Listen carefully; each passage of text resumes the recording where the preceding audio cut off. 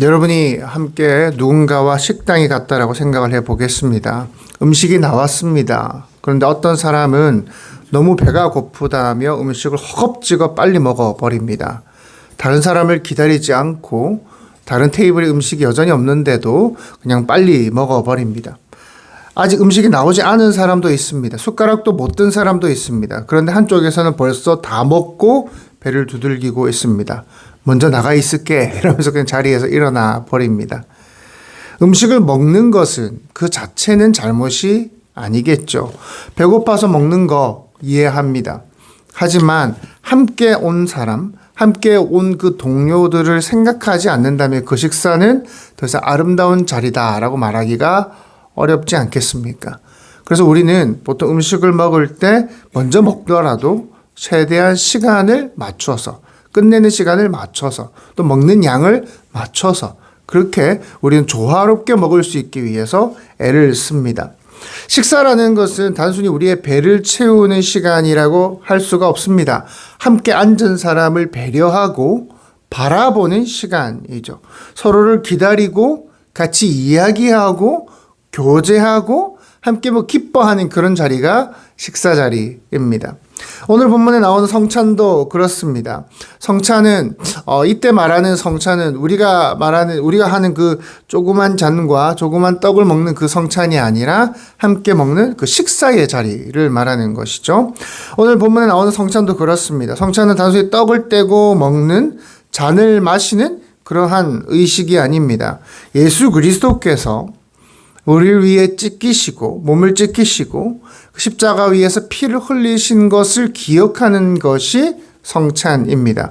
그리고 그 은혜 안에서 서로를 배려하고 서로를 공감함으로써 우리가 한 형제 자매라는 사실을 확인하는 자리가 성찬입니다.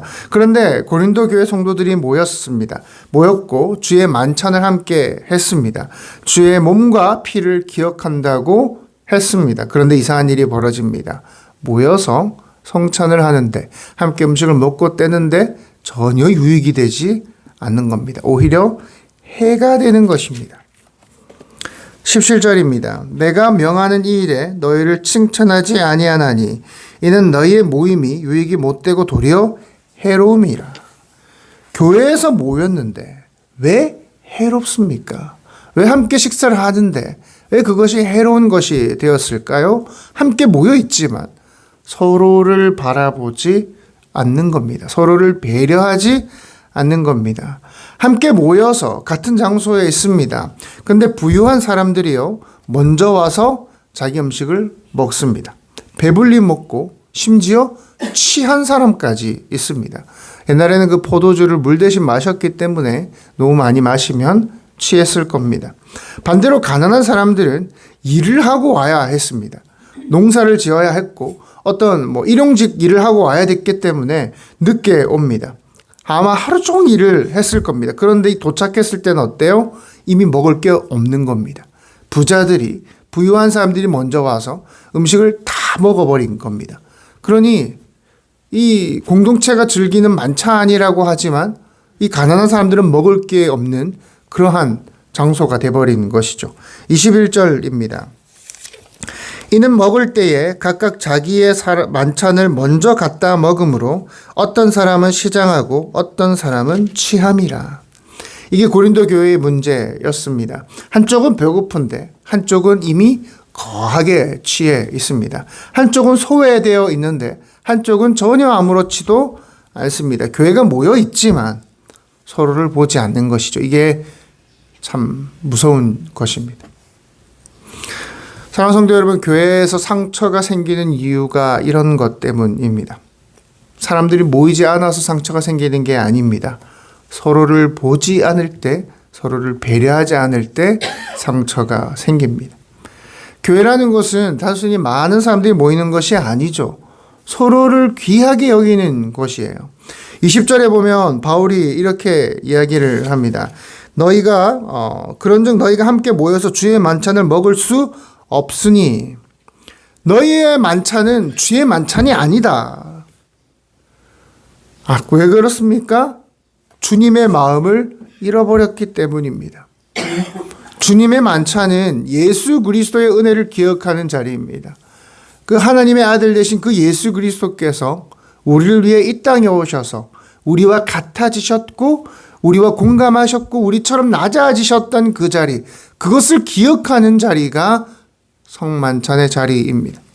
비록 세상에서 신분이 다를 수도 있고 가진 것이 다를 수도 있고 하는 일이 다를 수도 있지만 그 자리에서는 하나님의 아들이 우리 인간과 함께 식사를 하신 것처럼 우리 모두는 서로가 같은 사람이다. 하나님 안에서 같은 사람이다라는 것을 보여주는 것이 식탁의 교제입니다. 그런데 그 자리가 누군가를 부끄럽게 만들어버리고 있는 것입니다. 22절입니다. 너희가 먹고 마실 집이 없느냐? 너희가 하나님의 교회를 업신 여기고 빈궁한 자들을 부끄럽게 하느냐? 내가 너희에게 무슨 말을 하랴? 너희를 칭찬하랴? 이것으로 칭찬하지 않노라. 어쩌면 그 고린도 교회의 문제는 단순한 식사, 먹는 문제가 아닙니다. 마음의 문제입니다. 나는 먹었으니 됐어. 나는 먹었으니 됐어. 이것이 문제입니다.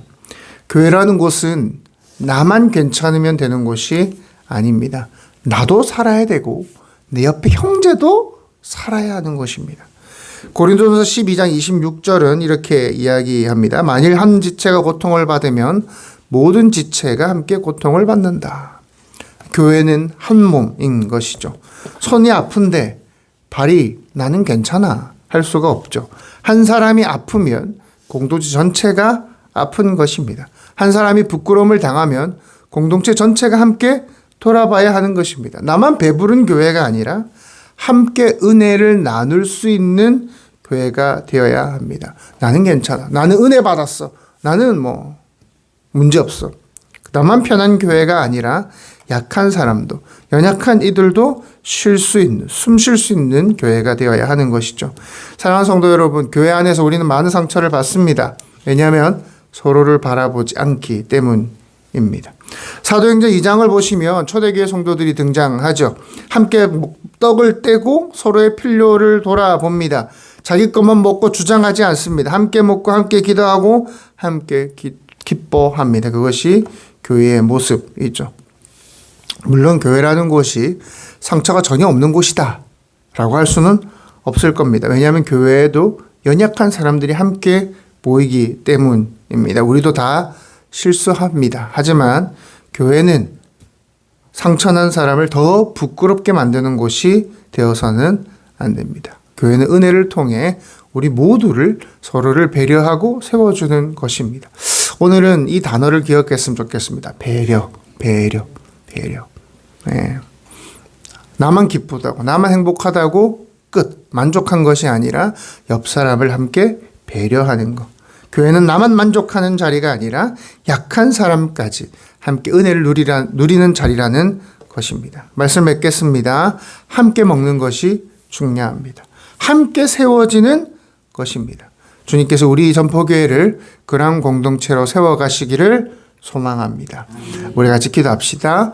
기도하실 때 하나님, 우리 전포교회가 서로를 배려하는 그런 아름다운 공동체가 되게 하여 주시옵소서. 나만 하나님을 잘 믿고 나만 예수님 만나고 하나님을 인격적으로 경험하는 것이 중요한 것이 아니라 나도 은혜를 받고 옆에 성도도 은혜를 받는, 우리 모두가 은혜를 받는 그런 귀한 교회가 되게 해달라고 기도하시고요. 이 시간 또한 특별히 기도하실 때 우리 다음 세대를 위해 기도하시고요. 병약한 성도들을 위해 기도하시고 각자의 기도 제목으로 기도하시다가 안전하게 기도하도록 하겠습니다. 기도하시겠습니다. 사랑과 내가 풍성하신 하나님 감사합니다. 우리 교회 가운데 하나님의 큰 은혜를 부어 주시옵소서. 교회는 나 혼자만 은혜를 받고 나 혼자만 회복하면 되는 곳이 아닙니다. 나만 배부르면 되는 곳이 아닙니다. 옆 사람을 돌아보고 옆 사람과 함께 우리 공동체가 함께 하나님의 은혜를